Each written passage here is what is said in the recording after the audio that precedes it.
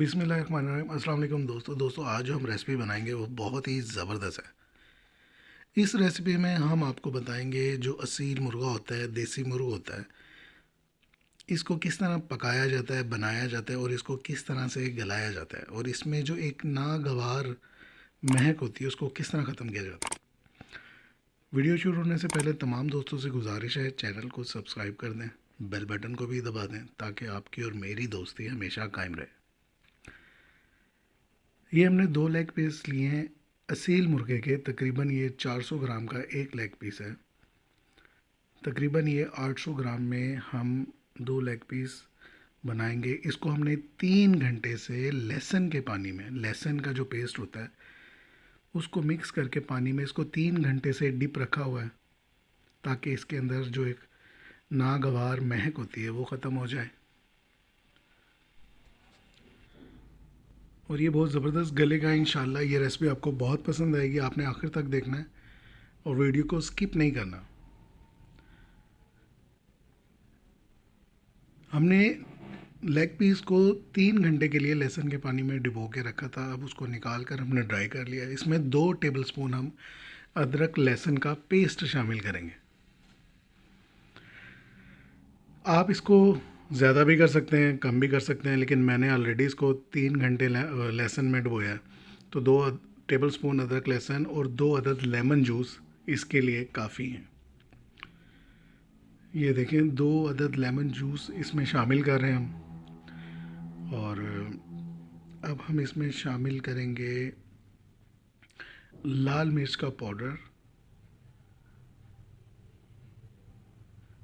1 tablespoon हम इसमें red chilli powder, लाल मिर्च पाउडर शामिल कर रहे हैं। आप अपने टेस्ट के अकॉर्डिंग इसको कम और ज़्यादा भी कर सकते हैं। मैं इसको नॉर्मल स्पाइस में बना रहा हूँ।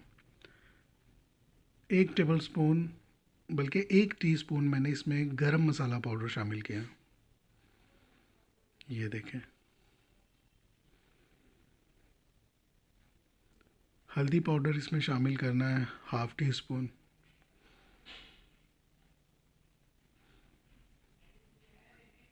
नमक इस्तेमाल करना है हस्बे ज़ायका। मैंने इसमें 1 टीस्पून नमक इस्तेमाल किया है, सफ़ेद नमक जो एक नॉर्मल नमक होता है। ब्लैक पेपर इसमें यूज़ कर रहा हूँ 1 टीस्पून। ये बहुत मज़े की रेसिपी है, आप एक बार इसको ज़रूर ट्राई कीजिए। 1 टीस्पून मैंने इसमें चिकन पाउडर शामिल किया है, बाज़ार से आसानी से मिल जाता है। अगर ना हो तो आप चाइना नमक भी इस्तेमाल कर सकते हैं। अजवाइन है, साबुत अजवाइन, ये ½ टीस्पून इसमें शामिल करनी है। ये देखें, मसाला जो है लेग पीस के ऊपर डाल लिया हमने। अब हम इसमें 1 अदद अंडा शामिल करेंगे। मेरे पास देसी एग था, मैंने देसी एग इसमें शामिल कर दिया। अंडा लगाने से एक तो इसके ऊपर मसाला चिपक जाएगा और इसका टेस्ट भी बढ़ जाएगा। आप बिल्कुल इसी तरीके से बनाइएगा, ये बहुत अच्छा गलेगा और इसका टेस्ट बहुत मज़े का होगा। 1 टेबलस्पून भर के मैंने इसमें मैदा शामिल किया। मैदे का काम भी यही है कि ये इसके ऊपर मसाला अच्छी तरह चिपक जाएगा। अब हम इसको अच्छी तरह मिक्स कर लेंगे। ये तमाम मसाला जात हम इस पे मिक्स कर लेंगे। जो हमने इस पे डीप कट लगाए हैं इसको भी इस मसाले से हम फिल कर लेंगे। इसको अब हमने ज़्यादा देर रखना नहीं है कि इसको मैरिनेशन के लिए छोड़ें।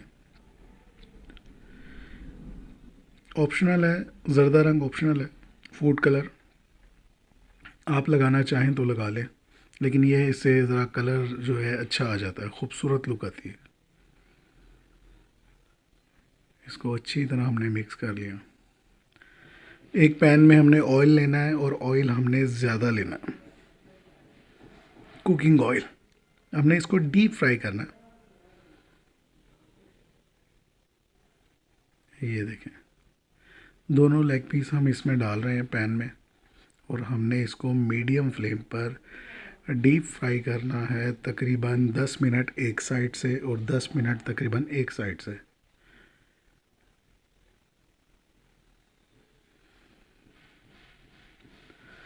लो फ्लेम पर इसको आपने पकाना है। स्टार्ट में आप فلیم کو میڈیم رکھیں، بعد میں آپ اس کو لو کر دیں تاکہ یہ اندر سے بھی پک جائے۔ 20 منٹ تک ہم نے اس کو پکانا ہے۔ 10 منٹ ہم نے ایک سائڈ سے پکا لیا،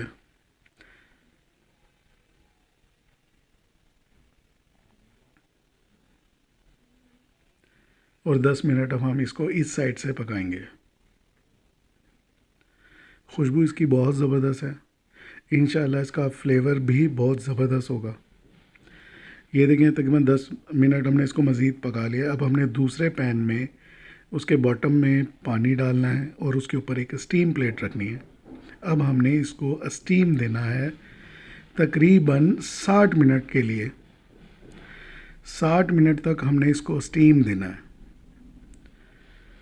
اسٹارٹنگ کے 2 سے 3 منٹ ہم تیز فلیم پر اس کو پکائیں گے اور بعد میں ہم فلیم کو بالکل لو کر دیں گے۔ 60 منٹ تک ہم نے اس کو اسٹیم میں پکانا ہے۔